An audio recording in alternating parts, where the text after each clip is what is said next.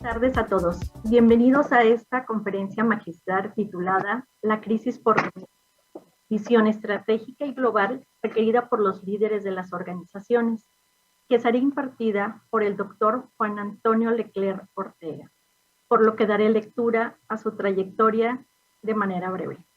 El doctor Juan Antonio es licenciado en Ciencias Políticas y Administración Pública por la Facultad de Ciencias Políticas y Sociales de la Universidad Nacional Autónoma de México, con especialidad en Política y Gestión Energética y Medioambiental de la Facultad Latinoamericana de Ciencias Sociales, México. Es maestro y doctor en Ciencias Políticas y Sociales por la Universidad Nacional Autónoma de México, coordinador del Índice Global de Impunidad, del Índice México de Impunidad en la Universidad de las Américas Puebla y coordinador del Centro de Estudios sobre Impunidad y Justicia en la misma universidad. Sus áreas de interés son gobernanza y sustentabilidad, cambio climático, política energética, análisis institucional, acción colectiva y cooperación, teoría política contemporánea, proceso legislativo en México y medición del fenómeno de la impunidad. Actualmente funge como decano de la Escuela de Ciencias Sociales en la Universidad de las Américas Puebla. Le damos la más cordial bienvenida al doctor Juan Antonio Leclerc Ortega. Adelante con su interesante conferencia. Adelante, doctor. Muy buenas tardes a todas, a todos. Es un gusto poder saludarles desde la UTLAP. Muchas gracias por esta cordial invitación. Muchas gracias a Elizabeth también por esta presentación. Y comenzaré ya a platicar sobre el tema. Me invitaron a presentar una conferencia relacionada con la idea de la crisis y algunas de sus consecuencias en términos organizacionales. Y lo que he preparado simplemente son unas ideas sobre cómo debemos o cómo podemos pensar una idea de la crisis para tratar de aplicar algunos de estos criterios generales al caso mexicano, fundamentalmente desde una perspectiva que pone énfasis en lo que entiendo es una crisis de seguridad, violencia, degradación del Estado de Derecho y sin duda impunidad, que nos está afectando profundamente a todos los mexicanos y que tiene procesos de retroalimentación muy complejos hacia toda la vida pública, la vida privada, y que genera un proceso de multiplicación del daño a las víctimas de estos procesos. Permítanme compartir esta presentación guía que estaré utilizando con ustedes.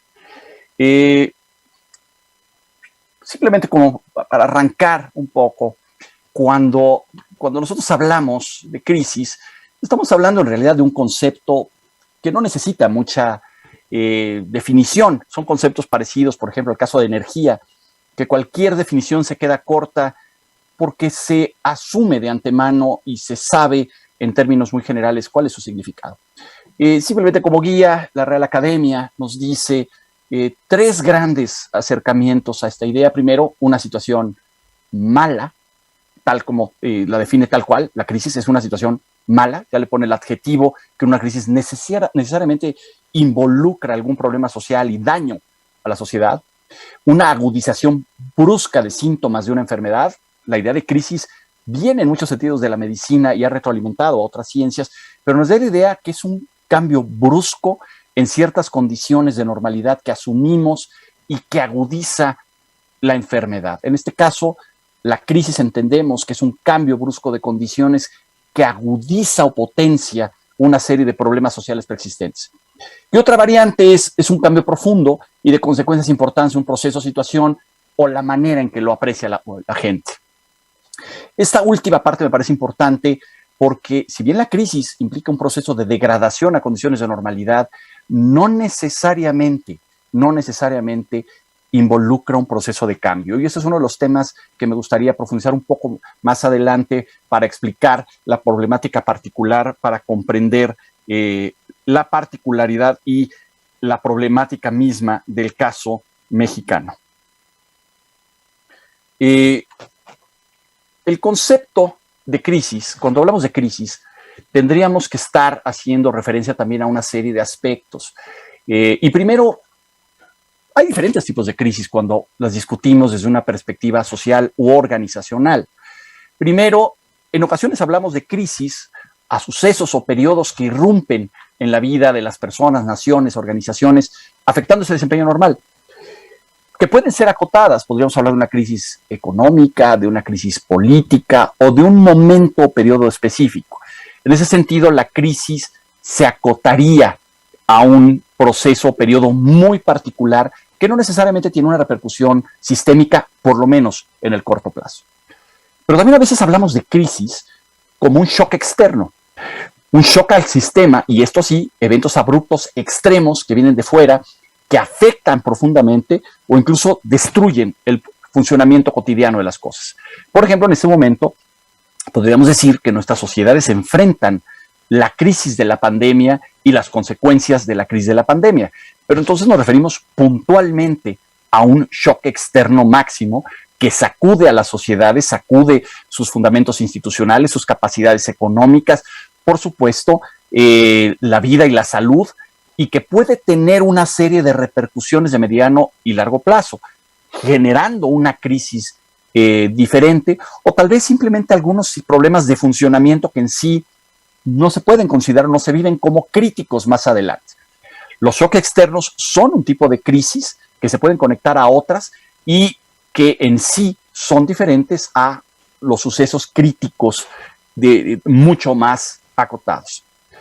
Y hablamos, sin embargo, de las crisis nacionales como momentos mucho más delicados, y las entendemos como momentos en que las presiones provocadas sean por problemas de desempeño institucional, rupturas políticas o en conflictos sociales, fragmentación del tejido social que no están resueltos y se acumulan, implosionan de una manera mucho más marcada, en ocasiones alimentadas por un shock externo. Pero ahí estamos hablando de un factor mucho más amplio, donde la clave, y regresamos a este problema de la agudización de los síntomas de una enfermedad, es que esa enfermedad está latente. Y los procesos de fallas institucionales, los conflictos políticos y los problemas sociales, lo que hacen es provocar una crisis de dimensión mucho más amplia. Estos son por lo general los tres tipos de crisis que se suelen analizar desde las ciencias sociales y que tienen, por supuesto, consecuencias muy diferentes para las sociedades. Desde mi perspectiva, independientemente de que en ocasiones podemos identificar crisis en determinados sectores o ámbitos, o que estemos viviendo el shock externo de la pandemia en este momento, en realidad lo que tiene sentido discutir es la profunda crisis nacional, la agudización de los síntomas que vienen relacionados con el surgimiento de niveles mucho más altos de violencia, de incremento de la incidencia delictiva, el problema de la impunidad o la corrupción, como problemas que no son producto de un shock externo, que no son sucesos temporales, sino que nos hacen referencia a una crisis de mayor envergadura y que tiene que ver con problemas políticos, económicos e institucionales, sociales, no resueltos, y que en ese momento nos están implosionando como parte de un problema mucho más amplio y, por supuesto, de un manejo político, social y de consecuencias económicas mucho más grave también.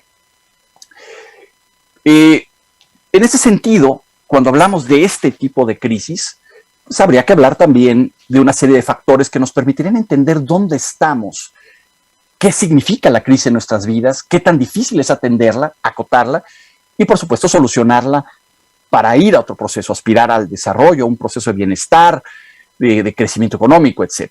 Primero, por supuesto, una crisis de esta magnitud tendríamos que hablarla en su extensión y escala. Extensión, por cuánto tiempo estamos hablando de crisis, y nosotros creo que podemos hablar de que estamos en una crisis profunda de seguridad, violencia, impunidad y corrupción, independientemente de que hemos tenido diferentes fases de estos problemas a lo largo de nuestra historia, en un proceso que se ha extendido por lo menos desde 2007. En ocasiones se denomina la etapa de la guerra contra el narco, del periodo de Calderón, pero reducirlo a un problema de la guerra al narco puede ser muy simplista, porque involucra procesos y actores que van más allá de las actividades del narcotráfico. Y escala porque involucra una problemática federal, estatal, municipal y que pega incluso en pequeñas comunidades. Es multiescala. Frecuencia y duración, estamos hablando de una crisis larga. La velocidad en que es acotada una crisis es fundamental. En ese sentido, nosotros llevamos más de una década, prácticamente nos estamos acercando a 15 años, de donde hay relativos manejos, hay cambios de estrategia, hay pequeñas variaciones en la incidencia de estos problemas, pero es una crisis que nos hemos tardado mucho en poder enfrentar y solucionar, acotarla simplemente, y por lo tanto el nivel de daño y consecuencias sociales, económicas, tiende también a crecer. Involucra también la percepción ciudadana sobre la crisis, y esto me parece que es un aspecto central. Si bien en México tenemos por lo general la percepción de que estamos enfrentando una crisis muy grave de violencia y de inseguridad, lo cierto es que también estamos en un proceso de normalización, donde se asume como ya inevitable, como cotidiano, como algo con lo que tenemos que vivir. Nos volvemos de alguna manera, generamos un sistema de inmunidad ante lo que genera la violencia, a pesar de que los resultados, los datos nos dicen que el nivel de violencia alcanza niveles de verdadero horror. Vemos escenarios y situaciones que pensábamos que se iban a solucionar, por ejemplo, el caso de grandes masacres o el descubrimiento de fosas clandestinas, y sin embargo, dentro de la percepción, crecientemente lo hemos normalizado y estamos aprendiendo a vivir con él, lo cual es una faceta misma de la crisis. Obviamente también una crisis de esta magnitud involucra pensar el tipo de cambios o las inercias políticas y sociales que produce. Una de las grandes preguntas es, ¿por qué una crisis tan prolongada que tiene un efecto tan marcado en algo tan fundamental como es la seguridad no genera un proceso de cambio? Tenemos muchos cambios de estrategia, de acercamientos, pero no hay un cambio en el sentido de que podamos decir que vamos en un proceso de mejora. Francamente, creo que nadie tiene la expectativa de que los siguientes 4 o 5 años veremos un proceso de mejora. Entonces, este componente del cambio o su ausencia es muy delicado. Más bien, la dinámica que estamos viendo en la violencia, la corrupción, la impunidad, la inseguridad, es que estamos en lo que se denominan procesos de trayectoria dependiente. Vamos en una ruta, en este caso una ruta destructiva, sumamente disfuncional, y por más que hacemos cosas, por más que hay cambios en políticas, por más que se inyectan recursos, esto no genera un cambio en la trayectoria. Y esto le da una dimensión particular sumamente peligrosa y de una dimensión de complejidad muy amplia a la crisis nacional larga que estamos enfrentando. De la misma manera, habría que preguntarnos si una crisis de esta magnitud provoca justamente coyunturas críticas.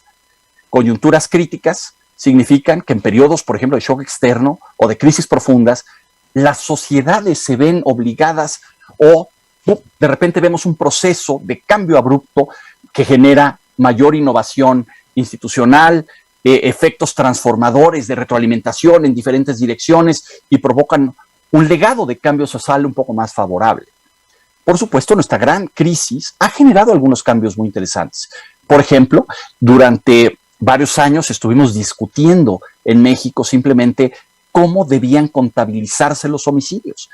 Primero, periódicos hacían su contabilidad diaria de homicidios, organizaciones sociales proponían metodologías, y ahora el Sistema Nacional de Seguridad Pública y el INEGI tienen metodologías que nos permiten acercarnos a cuál es la realidad de esa profunda problemática, simplemente el delito más grave, porque no hay forma de reparar en sentido estricto a las víctimas de ese delito y porque generan daño ante sus familias. Es un proceso de victimización muy amplio, familias, comunidades, etcétera.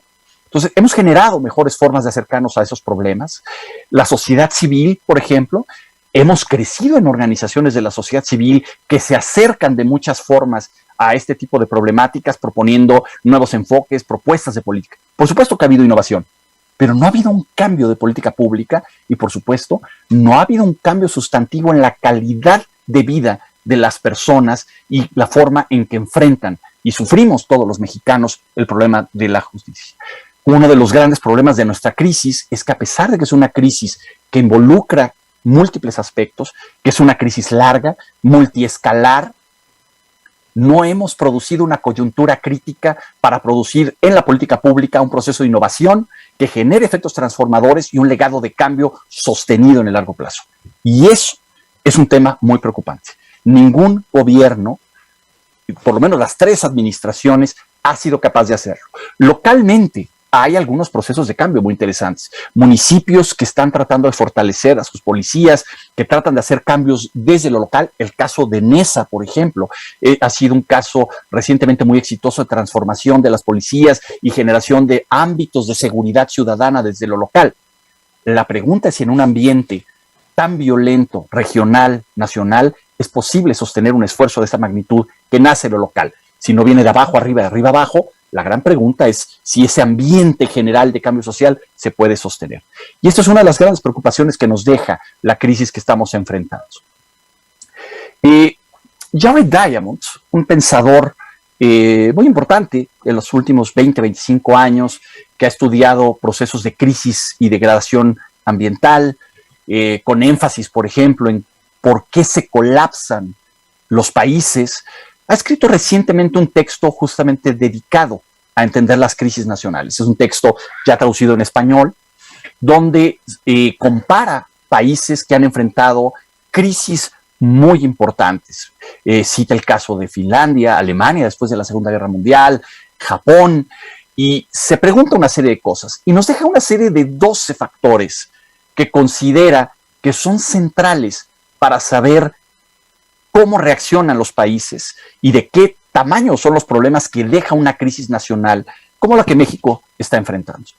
Y nos dice Diamond que para entender tanto la capacidad de reaccionar a una crisis como las secuelas de largo plazo, en primer lugar tendríamos que discutir el consenso nacional sobre estar en crisis. Hay países que tienen un consenso muy rápido de que están en crisis. Hay países que están en proceso de negación permanente o gobiernos que se niegan a asumir. Lo vimos recientemente en la pandemia. El proceso de negación de estar enfrentando el shock externo y cómo manejarlo agudizó la problemática de la pandemia y sus consecuencias en muchos países, mientras que otros países reaccionaron reconociendo esto tiene tal magnitud y lo llevaron al debate público. ¿Cómo asumimos ese consenso? Es fundamental. Segundo lugar, de ahí se desprende si se asume o no la responsabilidad de actuar ante la crisis.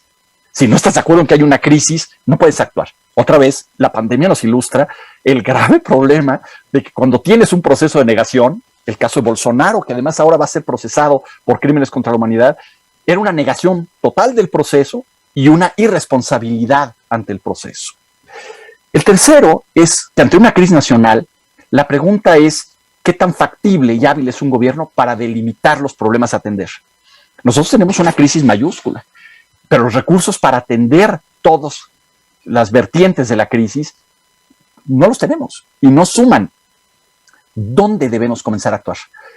¿Dónde debemos poner nuestros recursos?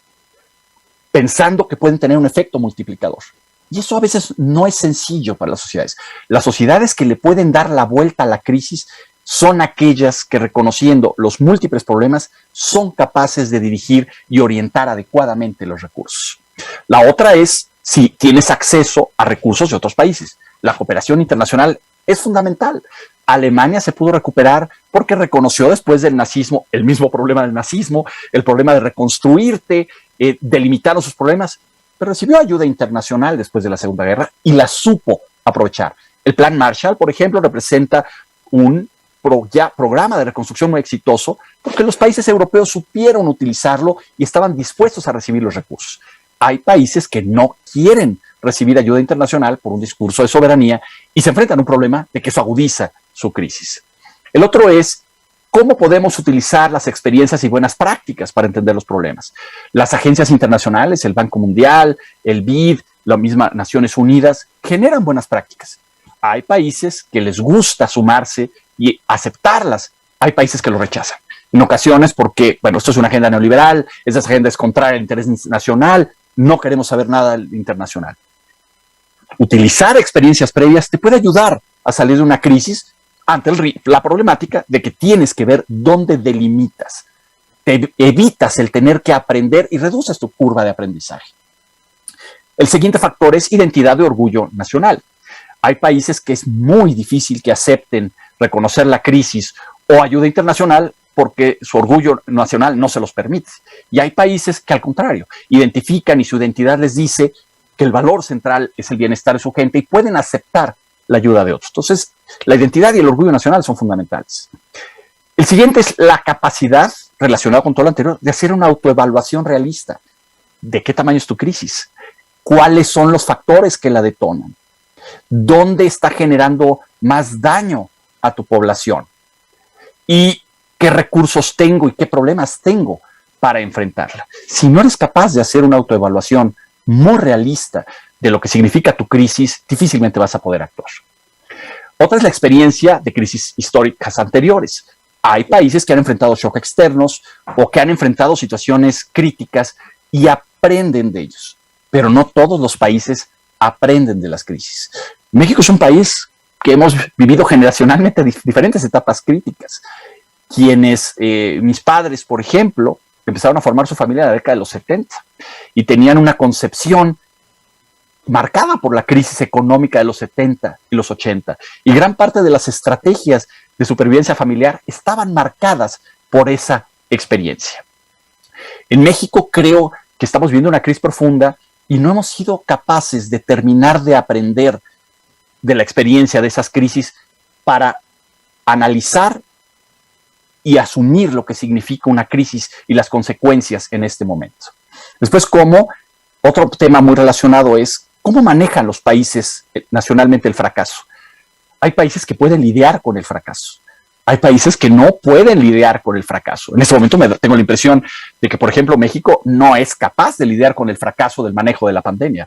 Es un tema donde tenemos que construir narrativas de justificación, de argumentar y que la ciencia, y caemos en contradicciones terribles, porque no podemos sentarnos políticamente y decir, aquí fracasamos, tenemos que darle la vuelta de esta manera. Hay países que pueden hacerlo. México, creo que nosotros tenemos un problema muy grave, no solamente el gobierno, la oposición cuando ha sido gobierno difícilmente sabe reconocer y aceptar el fracaso. Simplemente, pongo un ejemplo para no hablar solo del gobierno, lo que ocurrió en el sexenio de Calderón, considerando el hecho de que el secretario de Seguridad estaba vinculado al crimen organizado. Si ustedes escuchan la justificación de Calderón, la incapacidad absoluta de reconocer ese fracaso. Terminas justificando miles de cosas. Y sin embargo, el secretario de Seguridad fue infiltrado por el crimen organizado. No tenemos esa capacidad, no solamente el gobierno, la oposición, y desgraciadamente también a nivel estatal. La siguiente es flexibilidad nacional. ¿Qué tan flexibles somos para atender situaciones específicas? Hay países que son muy rígidos a pesar de que son sumamente exitosos. Hay países que son muy flexibles, se adaptan, transforman sus valores. Hay ocasiones en que no se puede. Relacionado con eso, por supuesto, hay valores nacionales que hacen la diferencia.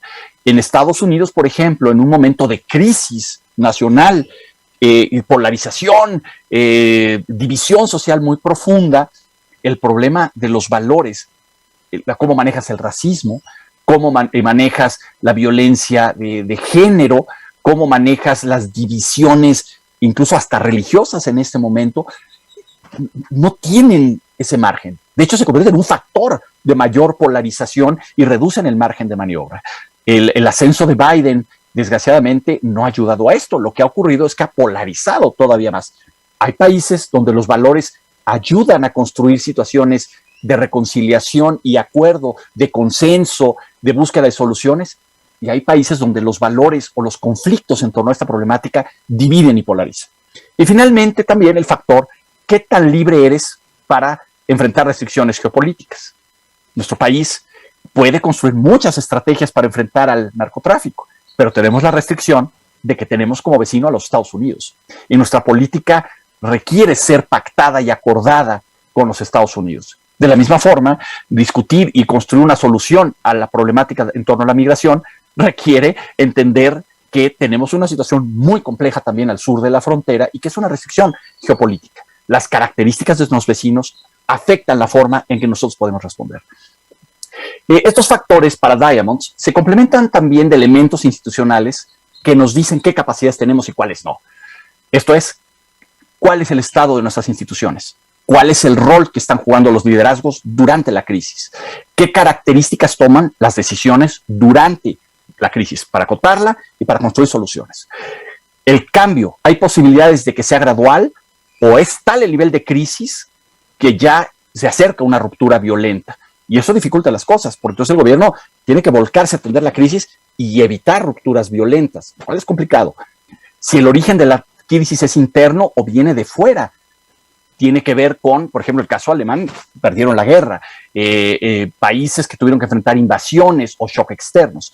Y finalmente, regresando a los valores y todo, ¿qué tan factible es la posibilidad de reconciliación y acuerdo? En Estados Unidos se ve muy difícil. En el caso mexicano, yo les comparto mi preocupación de que estamos entrando cada vez a una mayor polarización en un contexto que necesitamos ponernos de acuerdo y garantizarles a los ciudadanos seguridad, justicia. No somos capaces de acordar algo bajo un esquema general de acuerdo de reconciliación sobre lo básico. ¿Cómo garantizamos condiciones de dignidad a los mexicanos en medio de una crisis de violencia tan exacerbada? Ahora, dentro de estas grandes, ¿cómo veo yo la situación de México y cómo aterrizo esos factores? Creo que nuestra crisis es nacional, en eso estoy seguro, y me preocupa fundamentalmente, que una serie de temas. El primero, yo creo que en general estamos todos de acuerdo que estamos en una situación de crisis. No podríamos estarlo cuando ya alcanzamos simplemente en los últimos 3 años 100,000 homicidios. Estamos en una crisis y ese factor sin duda es fundamental y lo reconocemos. Pero al mismo tiempo, la normalización, el cómo aceptamos las cosas, implica que a final de cuentas no estamos del todo conscientes. Hay un proceso de disociación cognitiva entre la crisis y la forma como aceptamos el deterioro de nuestra vida pública y lo interiorizamos. Déjenme darles algunos datos que tienen que ver con esto. De acuerdo al índice de crimen organizado, somos el 4º lugar mundial en extensión del crimen organizado. Y dentro de las variables que estudian, además, el primer lugar en acceso que tienen las redes criminales a mercados ilegales. Drogas, tráfico de personas, trata de personas, recursos ambientales. Díganme un tema y México es el lugar número 1 en extensión del crimen organizado. Y lo hemos normalizado. Lugar 124 de 179 en el índice de percepción de la corrupción. Dado nuestro tamaño, nuestra economía, nuestra tradición todavía democrática, somos el lugar 124 de 179. No hemos sido capaces, a pesar de que la corrupción se discute, de acotar y encontrar una situación, de construir un sistema nacional anticorrupción. Somos el lugar 60 de 69 en impunidad, de acuerdo a nuestro índice global de impunidad. Y 69 porque solo podemos estudiar esos países. Pero es una vergüenza que seamos un país con tales niveles de impunidad. Somos el lugar 113, 138 en el índice de Estado de Derecho. Enfrentamos 595,000 muertos por COVID. En muchos sentidos, dependiendo cómo establezcas la tasa, y son los oficiales. Somos uno de los peores países del mundo en el manejo de la pandemia y sus consecuencias más graves, la pérdida de vidas humanas. Adicionalmente, 100,000 muertos por homicidio solo en los primeros 3 años de gobierno. 92,585 desaparecidos a los cuales se les ha podido poner un número. En algún momento para el índice de impunidad nosotros, un indicador era desaparición. Tuvimos que sacarlo porque la cantidad de países que enfrentan una problemática de desaparición son muy pocos en el mundo. Son países que enfrentaron guerras civiles, que enfrentaron problemas de destrucción interna. Y nosotros tenemos casi 100,000 personas desaparecidas por factores, agencias del Estado involucradas o organizaciones criminales. 21 millones de víctimas y 20 millones de hogares con al menos una víctima en el último ENVIPE, la encuesta del INEGI. Y eso se fue a la baja porque traíamos 25 millones por la reducción de las actividades producto de la pandemia. Centenares ya de fosas clandestinas identificadas en más de la mitad de los estados del país. 93% de delitos que no se denuncian y por lo tanto no se investigan ni se le da seguimiento. La famosa cifra negra. En un dato que publicó Animal Político, el portal de noticias esta semana, nos dice que 300 personas son encarceladas por día a través del mecanismo de prisión preventiva, de las cuales 70% son pobres y 80% no tienen la capacidad de pagar un abogado. Eso es normalización. Hemos aceptado vivir con eso a pesar de las consecuencias que tiene. Entonces, podemos tener muchos diagnósticos, podemos estar de acuerdo en la crisis, pero ya la normalizamos y no hay acción pública transformadora mientras nosotros normalicemos eso. Recientemente, Fernando Escalante, el investigador del Colegio de México, añadía algo que a mí me dejó completamente bajo un estado de zozobra. Él decía que nosotros como generación vamos a tener que asumir lo que es la gran mortandad como un periodo ya de nuestra historia. La cantidad de muertos que hemos tenido, producto de lo ocurrido en la guerra al narco, el combate al crimen, la inseguridad, más la pandemia, va a hacer retroceder estadísticamente la esperanza de vida en México. No importa lo que hayamos hecho con salud, educación para mejorarla, el desarrollo humano. Eso nos va a echar para atrás. Y eso tendría que llevarnos a repensar todos los fundamentos de nuestra sociedad. Escalante lanzó esa advertencia y eso es más que un foco rojo. Es la bancarrota pública de nuestras instituciones. Adicionalmente, estamos en un proceso de fragilidad institucional y reducción de capacidades. En este momento, bueno, estamos en una etapa donde el cuestionamiento a las instituciones es terrible, pero venimos con un proceso de desgaste y deterioro institucional acumulado. Les comparto otro dato. Acabamos de publicar un índice de impunidad ambiental. Y lo que yo mido en ese índice de impunidad ambiental es qué tanta injusticia ambiental, crímenes, incumplimiento de políticas. Y hago una medición muy básica, del 1 al 4. 4 es lo mejor, 1 es lo peor que pueden estar los estados de la República. El promedio es 1.93. No llega ni siquiera a 2. Términos escolares estarían reprobados, salvo 5 o 6 estados. ¿Y por qué? Porque lo que nos demuestra nuestro estudio es que los estados no están generando capacidades institucionales para proteger el medio ambiente. Porque desde 2012 hemos acumulado cerca de 63% de la reducción del presupuesto. Y sin dinero no hay política ambiental, no hay forma de proteger derechos ambientales, de cuidar ecosistemas. Es una simulación. Entonces le estamos quitando recursos y capacidad a nuestras instituciones. Pongo el ejemplo del medio ambiente, pero nos podemos abrir a muchas áreas. La educación en México. La educación, gastamos mucho sin generar capacidad para generar educación de calidad. No vamos a ningún lado institucionalmente. Es otro factor de la crisis. Tenemos liderazgos muy débiles en el gobierno y la oposición, y eso se refleja simplemente en cualquier encuesta donde nos dice que el ejército es la institución mejor evaluada, nadie confía en los legisladores, nadie confía en la policía, el presidente tiene popularidad, pero no su gobierno. Y eso también es un factor de crisis muy importante. No tenemos liderazgos adecuados, porque nosotros tampoco promovemos liderazgos adecuados, no les exigimos rendición de cuentas, pero no confiamos en los liderazgos. Y eso es un factor que agudiza las consecuencias de la crisis. Tenemos autoevaluaciones no realistas, procesos de cambio improvisado, y si bien muchas organizaciones sociales y universidades generan mecanismos de propuestas de cambio, lo cierto es que no se convierten en políticas necesariamente.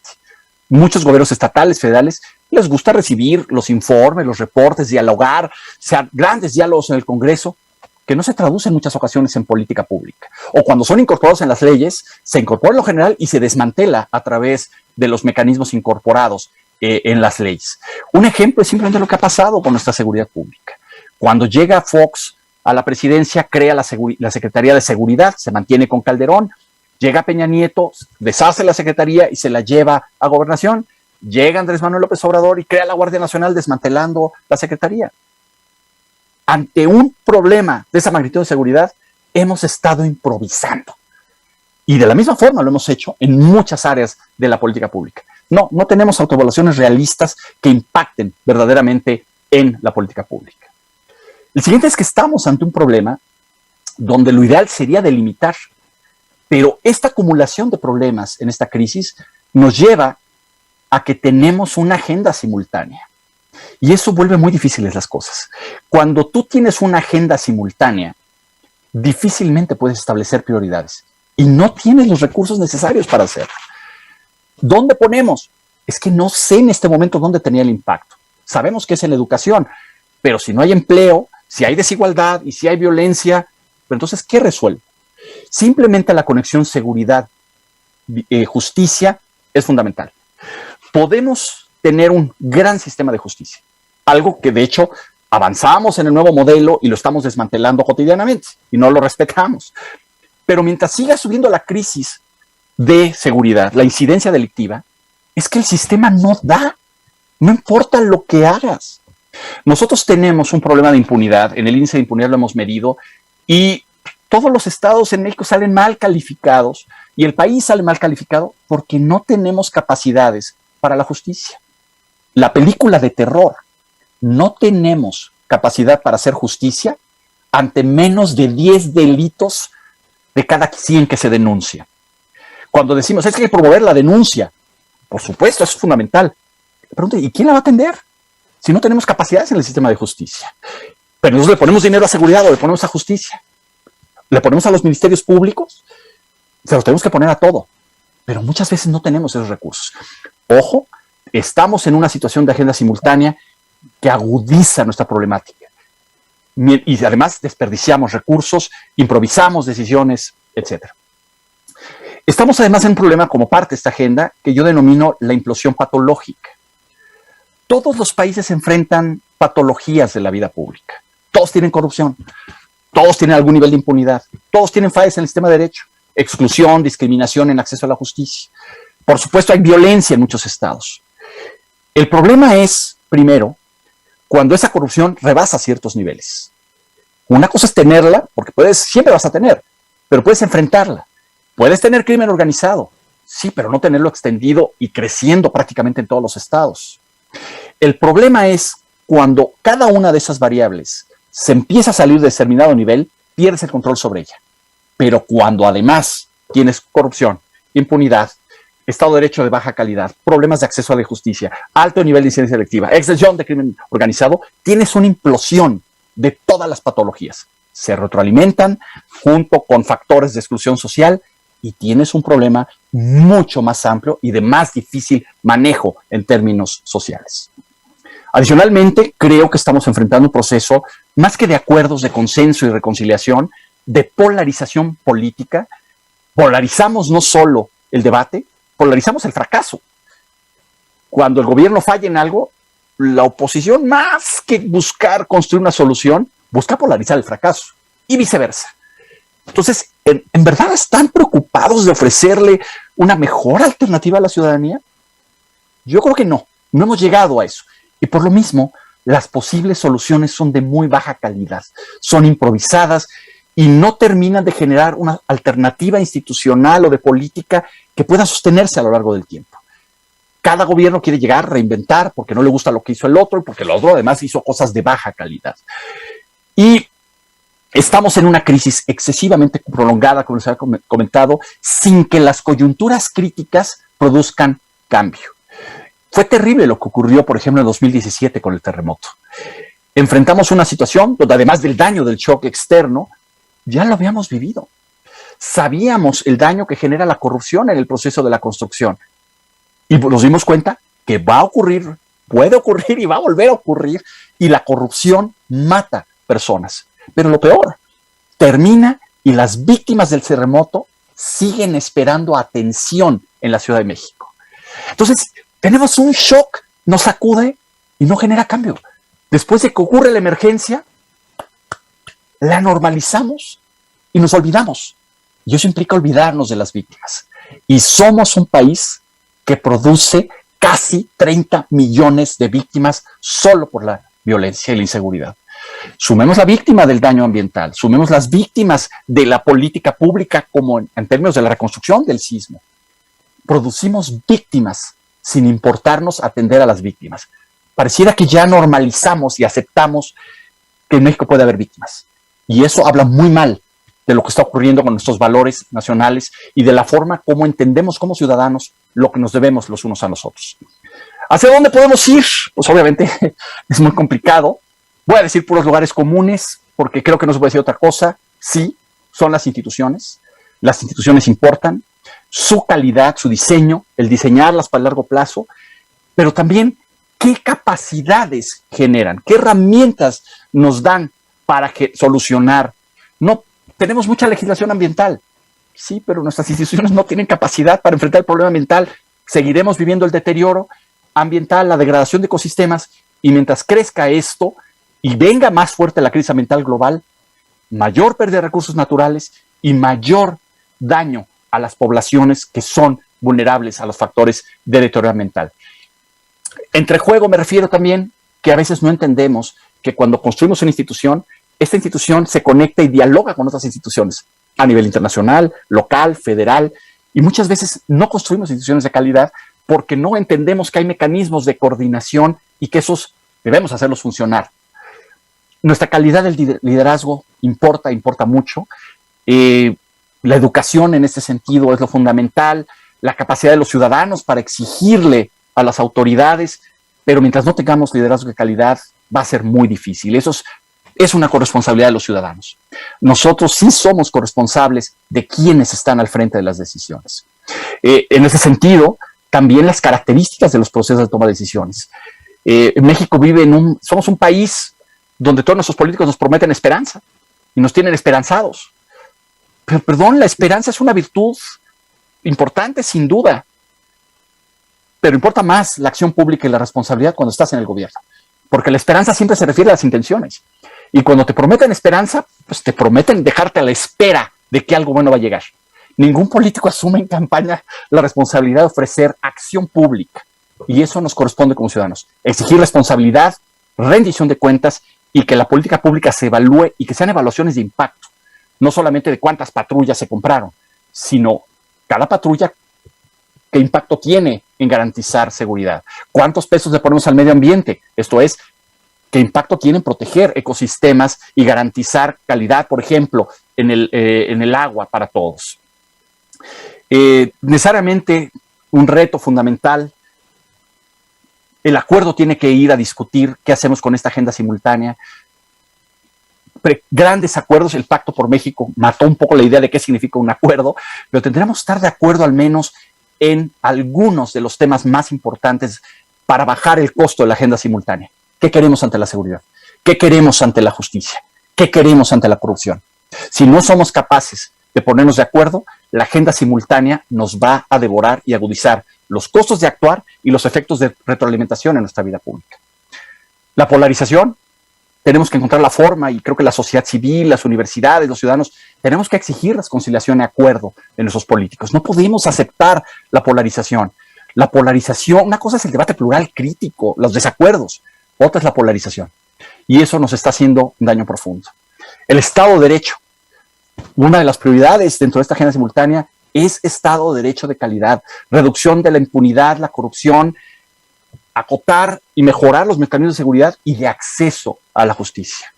Si no tenemos un Estado de Derecho democrático, incluyente, difícilmente vamos a salir adelante como país. Y finalmente, también la calidad de la ciudadanía es importante. Los ciudadanos somos corresponsables.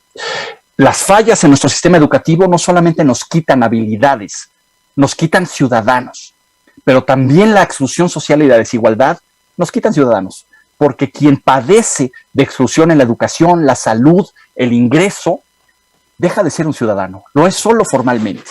No tiene voz real para participar e influir en los procesos públicos.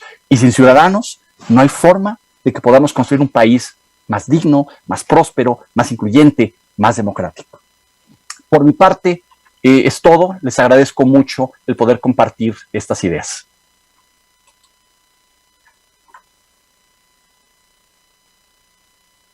Muchísimas gracias, doctor.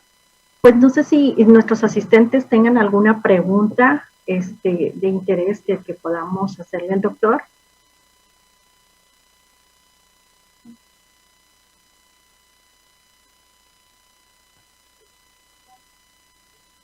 Ok, me comenta que no tenemos aquí por el chat, pero sí creo que es muy interesante el tema, doctor. No sé ahí, por ejemplo, cómo las instituciones en este caso pueden contribuir para que precisamente al estar apoyando a los jóvenes en una educación, también se pudieran hablar de estos temas, porque al final creo yo, y usted es el que sabe más que yo, ¿verdad? Pero creo que es algo que no te enseñan en el tiempo, ¿no? Es social, es muchas cosas, entonces es el temor, como bien comenta, de cómo voy a decirle, cómo voy a reclamar algo que yo digo, bueno, pues están haciendo, que al final, digo, deberíamos de exigirlo, pero no lo hacemos, como bien comenta. Entonces, ¿cómo se podría contribuir, en este caso, en las instituciones para que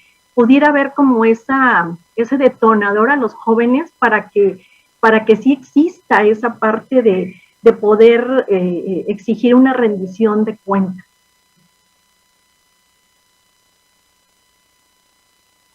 Desde mi punto de vista, el diseño de las instituciones importa mucho. En México tenemos problemas de diseño institucional de muchas características.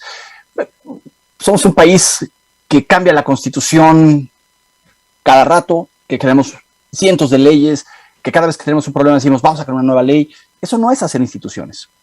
La institución implica establecer reglas, criterios para solucionar problemas públicos y regular nuestra vida pública. El diseño institucional, primero, importa mucho. Segundo, el diseño tiene que ver con capacidades.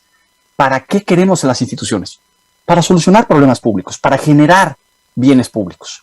Y ahí sí podemos tener un gran diseño, pero si le quitamos los recursos no hay forma de tener capacidades. No significa en sí que el dinero por sí mismo es lo que importa, pero si tú recortas 60% del presupuesto a medio ambiente, puedes tener una Secretaría de Medio Ambiente extraordinaria.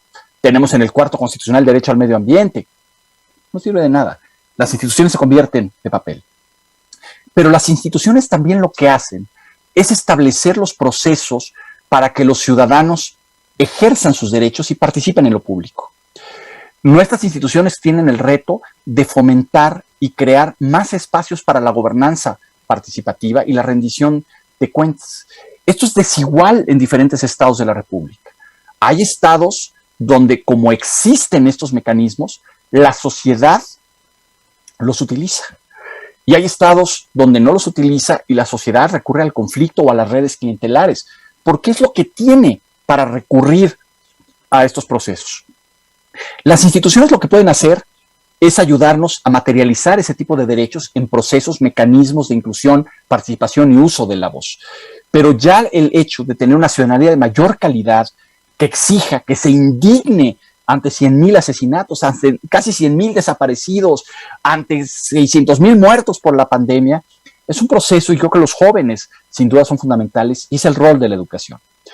Y la educación hemos permitido que se convierta en un botín político, hemos permitido nacionalmente que se convierta en un proceso de baja calidad y no solamente tiene un impacto en las habilidades que reciben las personas para incorporarse al mercado de trabajo.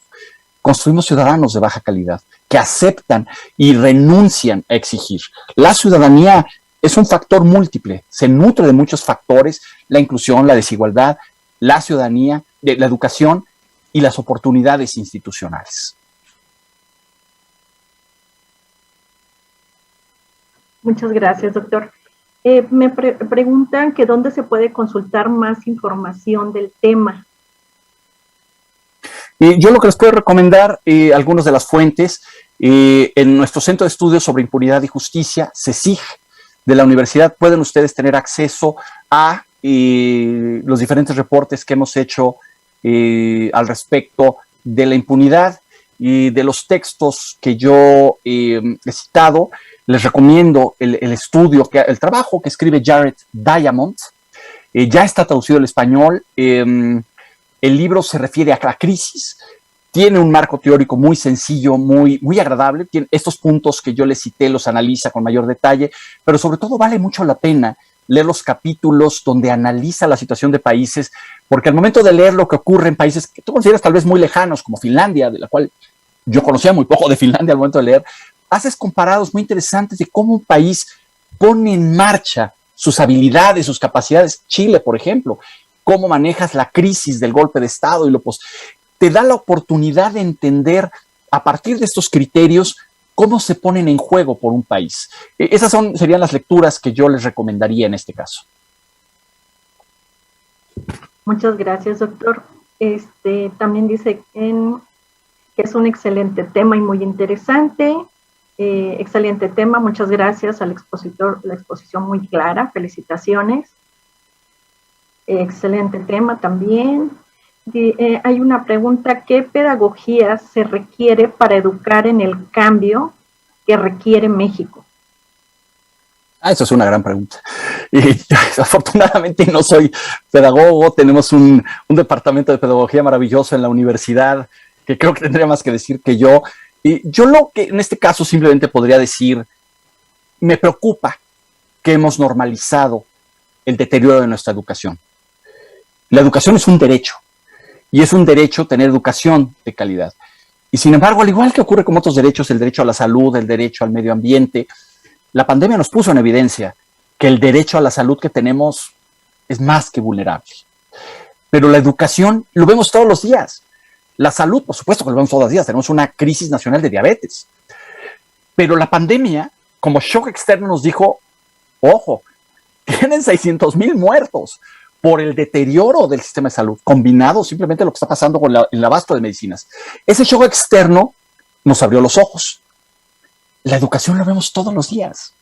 Lanzamos generaciones mal formadas por problemas de política pública, de recursos, de intereses políticos.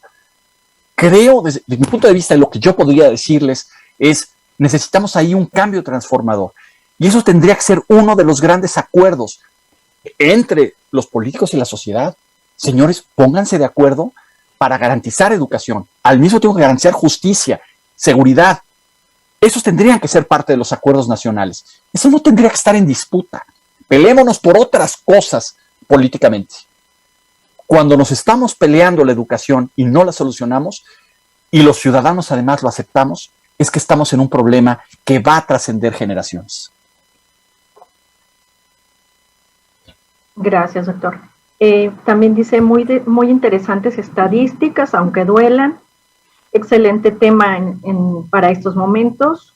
Excelente panel, acorde a nuestra realidad. Hay otra que dice su opinión con las nuevas políticas del CONACYT para con la solución de problemas sociales. Mi opinión, totalmente en contra. Desgraciadamente, CONACYT ha tomado un rumbo donde pesa demasiado la ideología. No significa que anteriormente CONACYT fuera perfecto.